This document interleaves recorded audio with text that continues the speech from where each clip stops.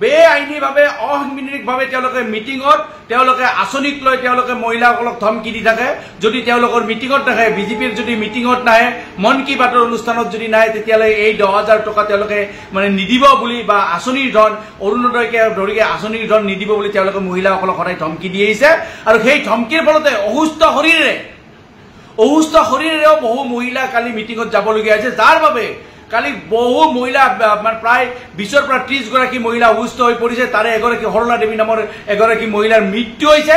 আৰু মই বাৰে বাৰে কৈছো যে এই মৃত্যুৰ বাবে দায়ী জয়ন্ত মল্ল বৰুৱা। এই যে জয়ন্ত মল্ল বৰুৱা সমগ্ৰ অসমে গৰুচৰ বুলি যেতিয়া মানে এটা উপাধি দিলে, বিভূষিত কৰিলে, যেতিয়াই জয়ন্ত মল্ল বৰুৱাৰ পত্নীৰ নামত থকা দুনিয়াৰ মানে অগাধ মাটি সম্পত্তিৰ যেতিয়া কথা পোহৰলৈ আহিল, অবৈধ সম্পত্তিৰ কথা পোহৰলৈ, সেই অপবাদ ঢাকিবলৈ মুখ্যমন্ত্ৰী হিমন্ত বিশ্ব শৰ্মা ডাঙৰীয়াই জয়ন্ত মল্লক বচাবলৈ নলবাৰীলৈ গৈছিল। আৰু নলবাৰীত মানে হাজাৰ হাজাৰ মহিলাবিলাকক তেওঁলোকে মানে প্ৰলোভন দি ধমকি দি মিটিঙলৈ আহিব দিছিলে। বহু আত্মসহায়ক গোটক কোৱা হৈছিলে যে যদি এগৰাকী আত্মসহায়ক গোটৰ যদি এগৰাকী মহিলাও যদি উপস্থিত নাথাকে, তেতিয়াহ'লে কাকৈ সেই আত্মসহায়ক গোটটোক মানে 10,000 টকাৰ পৰা বঞ্চিত কৰিব বুলি তেওঁলোকে ধমকি দিছিলে। এইগৰাকী মন্ত্ৰী জয়ন্ত মল্ল বৰুৱাক আপোনালোকে এৰেষ্ট কৰক, কিয়নো জয়ন্ত মল্ল বৰুৱাৰ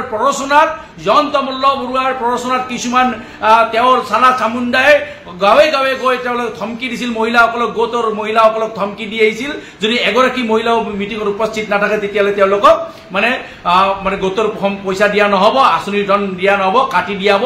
এইবিলাকক ধমকিৰ কাৰণে সেই মহিলাসকল তাত আহিবলগীয়া হৈছে। গতিকে জয়ন্ত মল্ল বৰুৱাক অনতিপলমে এৰেষ্ট কৰক আৰু তেওঁক এই হত্যাৰ বাবে তেওঁক মানে জগৰীয়া কৰি উচিত শাস্তি প্ৰদান কৰক। নলবাৰীৰ ঘগ্ৰাপাৰৰ যোৱাকালি গোটৰ মহিলাসকলক 10,000 টকাৰ চেক বিতৰণৰ নামত যিটো মানে নিৰ্যাতন চলালে, হাৰাশাস্তি কৰিলে, তাৰ বাবে দায়ী জয়ন্ত মল্ল বৰুৱা। আৰু এইখন সভাত উপস্থিত হৈ এগৰাকী মহিলাৰ মৃত্যু হৈছিলে। সেইগৰাকী হৈছে বাজানীৰ বুদ্ৰুকুচি গাঁৱৰ ভৈৰা চুবুৰীৰ তেখেত মহাবিষ্ণু গোটৰ সৰলা দেৱী। আৰু এই সৰলা দেৱী নামৰ মহিলাগৰাকীৰ মৃত্যু সঁচাকৈ এক দুৰ্ভাগ্যজনক ঘটনা। কিন্তু এই যে মৃত্যু, আচলতে এই যে সৰলা দেৱীৰ মৃত্যু হৈছে, আচলতে সাধাৰণ মৃত্যু নহয়। সৰলা দেৱীক আচলতে হত্যা কৰাৰ দৰে হৈছে আৰু হত্যাকাৰী হৈছে জয়ন্ত মল্ল বৰুৱা। কিয়নো তেখেতসকলে বাৰে বাৰে সকলো মহিলাক ধমকি দি থাকে যে মেলে মিটিঙে আপুনি যদি চাই, আমি বহুবাৰ প্ৰতিবাদ কৰিছিলো, বহুবাৰ আমি আইনৰো কাষ চাপিব বিচাৰিছিলো যে তেওঁলোকে বেআইনীভাৱে অসাংবিধানিকভাৱে তেওঁলোকে মিটিঙত তেওঁলোকে আঁচনিক লৈ তেওঁলোকে মহিলাসকলক ধমকি দি থাকে। যদি তেওঁলোকৰ মিটিঙত নাহে, বিজেপিৰ যদি মিটিঙত নাহে, মন কী বাতৰ অনুষ্ঠানত যদি নাহে, তেতিয়াহ'লে এই 10,000 টকা তেওঁলোকে মানে নিদিব বুলি বা আঁচনিৰ ধন অৰুণোদয়কে ধৰিকে আঁচনিৰ ধন নিদিব বুলি তেওঁলোকে মহিলাসকলক সদায় ধমকি দি আহিছে। আৰু সেই ধমকিৰ ফলতে অসুস্থ শৰীৰেও বহু মহিলা কালি মিটিঙত যাবলগীয়া হৈছে, যাৰ বাবে কালি বহু মহিলা মানে প্ৰায় 20ৰ পৰা 30 গৰাকী মহিলা অসুস্থ হৈ পৰিছে। তাৰে এগৰাকী সৰলা দেৱী নামৰ এগৰাকী মহিলাৰ মৃত্যু হৈছে। আৰু মই বাৰে বাৰে কৈছো যে এই মৃত্যুৰ বাবে দায়ী জয়ন্ত মল্ল বৰুৱা।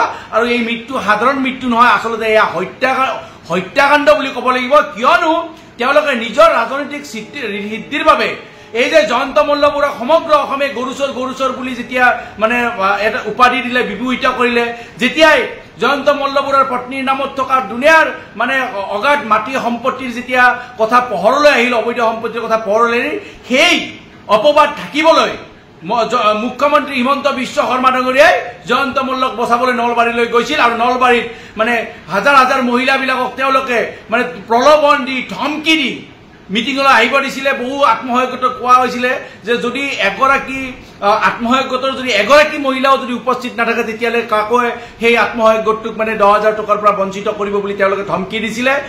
সেইকাৰণে অসুস্থ শৰীৰেও বহুত মহিলা আহি তাত উপস্থিত হ'বলগীয়া হৈছিলে, যাৰ পৰিণতিত সৰলা দেৱীয়ে মৃত্যুবৰণ কৰিব লগা হৈছে, মৃত্যু মুখত পৰিছে। গতিকে এই মৃত্যু সাধাৰণ মৃত্যু নহয়, এয়া সম্পূৰ্ণৰূপে তেওঁলোকে মানে মানৱ অধিকাৰ উলংঘা কৰিছে। সম্পূৰ্ণৰূপে তেওঁলোকে আইনৰ যি মানে আমাৰ আইন ব্যৱস্থা আছে, আইনৰ উলংঘা কৰিছে, সংবিধানৰ উলংঘা কৰিছে।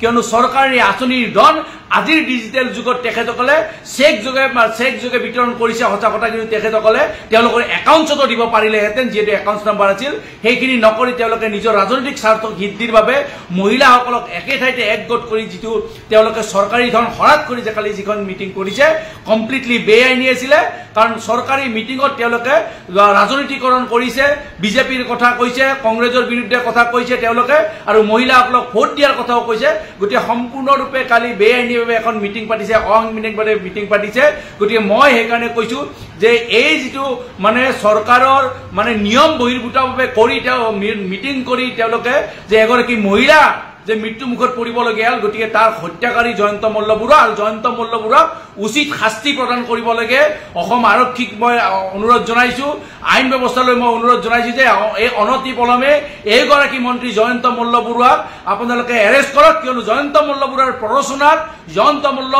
প্ৰৰোচনাত কিছুমান তেওঁৰ চালা চামুণ্ডাই গাঁৱে গাঁৱে গৈ তেওঁলোকে ধমকি দিছিল মহিলাসকলক গোটৰ মহিলাসকলক ধমকি দি আহিছিল যদি এগৰাকী মহিলাও মিটিঙত উপস্থিত নাথাকে তেতিয়াহ'লে তেওঁলোকক মানে গোটৰ পইচা দিয়া নহ'ব আঁচনিৰ ধন দিয়া নহ'ব কাটি দিয়া হ'ব এইবিলাকক ধমকিৰ কাৰণে সেই মহিলাসকল তাত আহিবলগীয়া হৈছে গতিকে জয়ন্ত মল্ল বৰুৱাক অনতি পলমে এৰেষ্ট কৰক আৰু তেওঁক এই হত্যাৰ বাবে তেওঁক মানে জগৰীয়া কৰি উচিত শাস্তি প্ৰদান কৰক।